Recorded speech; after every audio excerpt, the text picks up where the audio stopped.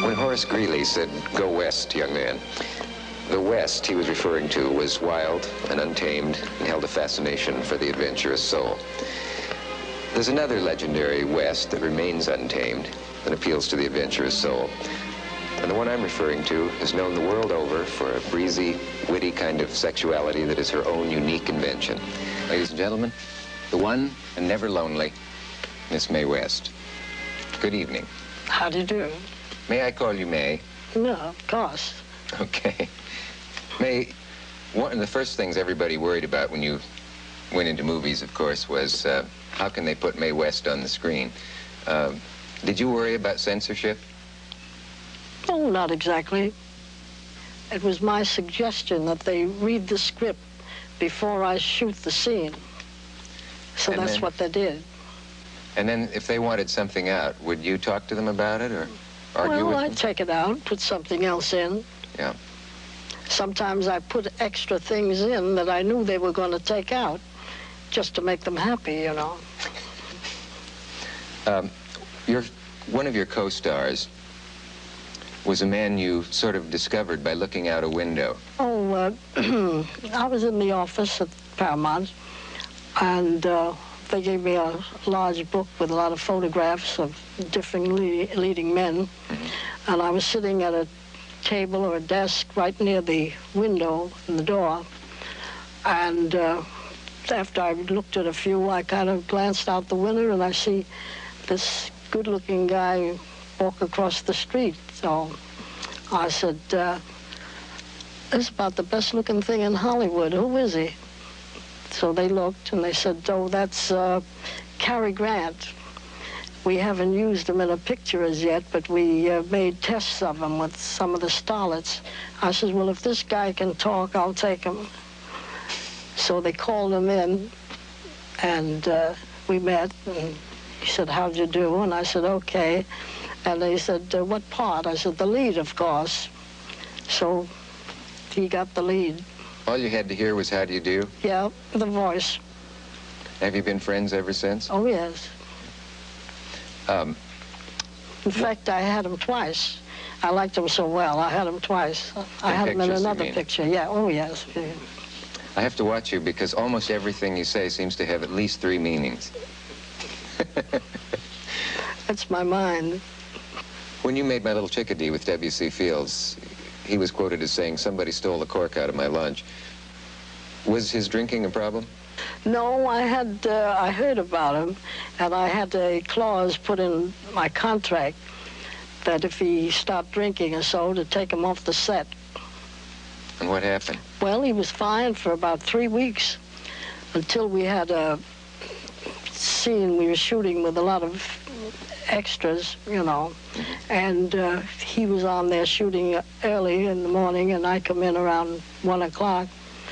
Found out that he had been drinking, so as soon as I walked in and I took a look at him, I said, get him out of here. And they took him out, and after that, we never had any trouble with him. Those are marvelous-looking diamonds. Or I should say, goodness, what wonderful diamonds. Goodness had nothing to do with it. One of the things that people tend to forget about you is that you're one of America's most prolific writers. You wrote novels, you wrote plays, you wrote your screenplays. You must have spent a lot of time at the typewriter. I don't use a typewriter. I can't type, no. Where do you do your work? You don't mean my thinking or? Yeah, you're writing. Oh, well, I do that. I do a lot of it in bed. And then I have secretaries that I dictate to. While you're in bed? No. After I get out of bed. You once did a play with a very simple title. You know the one I mean? Sex? That's the one. No one It's ever... not so simple. Well, no, but I mean, it's a very... one-word title. That's right. Yeah. That must have been quite shocking at the time. It was.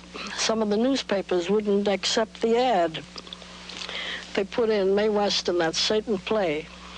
I finished the play, and I didn't put my own name on it. I put Jane Mast. Why'd you do that? Well, I didn't want to put Mae West on it starring Mae West, written by Mae West, Mae West, Mae West, too much Mae West. But you yourself once said, too much of a good thing can be wonderful. The play Sex was the one you went to jail for. Did you have to wear prison clothes? No, not exactly. I didn't wear that burlap underwear. I wore my silk underwear. Why do they make prisoners wear burlap underwear? I don't know. Part of the punishment? I don't know. I guess they get used to it and they don't mind it. I never heard any complaints while I was there about their underwear. Once a judge said to you, "Are you trying to show contempt for this court?" And I said, "I'm doing my best to hide it." Were your parents ever shocked at your behavior? No. Yeah. My mother always thought everything I did and said was great. Just... Are you good in a crisis? What kind of a crisis?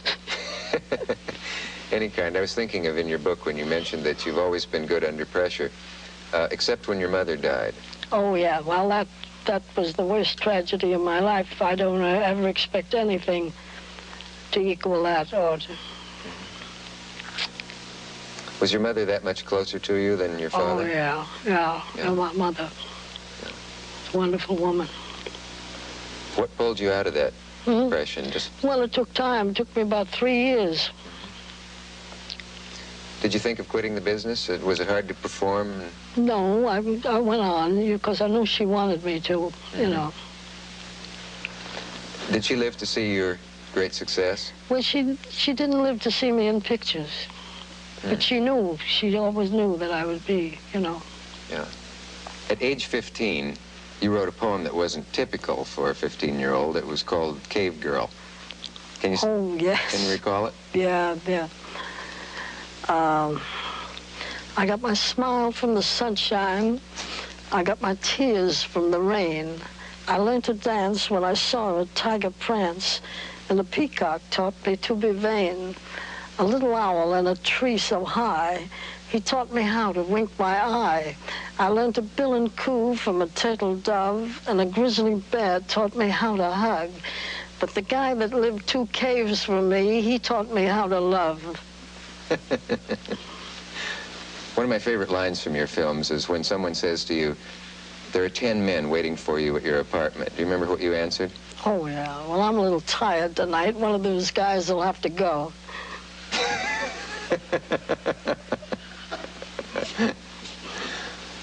When you first came to Hollywood, did you have any rules for preserving yourself? You know what I mean, surviving? Because a lot of people were destroyed by Hollywood success. Oh, well, I don't drink and I don't smoke, and I never did, never have. And... You don't have any vices? No, hardly. Have you kept a diary of your life? Oh, yes, you to a have? certain extent. Do you think everybody should? Yeah, I figure that you keep a diary, someday it may keep you. All through your career, you've been a favorite for female impersonators. Yeah, they give the best imitations of me. You once did a play on Broadway with a lot of female impersonators in it. Yeah, The Drag. The Drag. Well, it was considered quite shocking at the time. They came to me and asked me to please do not bring that play into New York because we are not equipped. Yeah. They figured they'd have a lot of riots and excitement going on. I glorified the homosexual. The homosexuals are particularly fond of you. Why is that? Oh, they are. Well, they know what I was doing for them, you know. Let's make a test. Some years ago, you did an interview that was going to be shown on this network, but they decided it was too racy, mostly because of the question that the man asked you, "Why do you have mirrors on your bedroom ceiling?" Can you remember your answer? Yeah, I like to see how I'm doing.